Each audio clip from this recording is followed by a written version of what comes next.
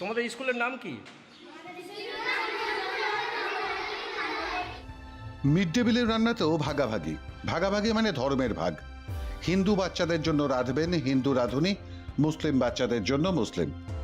শুনতে অদ্ভুত এবং মধ্যযুগীয় মনে হলেও ঠিক এমন কাণ্ডই চলছে পূর্ব বর্ধমানের পূর্বস্থলী 1 নম্বর ব্লকের নসরতপুর পঞ্চায়েতে।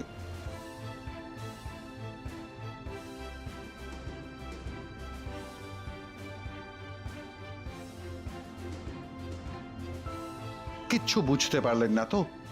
স্কুলের নাম কিশোরগঞ্জ মনমোহনপুর অবৈতনিক প্রাথমিক বিদ্যালয়।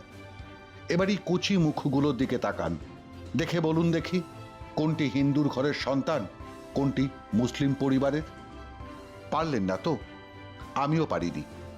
এই স্কুলের পরিচালন সমিতি কেন এমন মধ্যযুগীয় নিয়ম করে রেখেছেন কেউ জানেন না, কিন্তু সেই কারণে দুই রাঁধুনি পাশাপাশি ঘেঁষাঘেঁষি রান্নাঘরে রান্না করেন দুই জাতের বাচ্চাদের জন্য। দুরকম রান্না নয়, একই রকম রান্না দুই জাতের ছাত্রছাত্রীদের জন্য।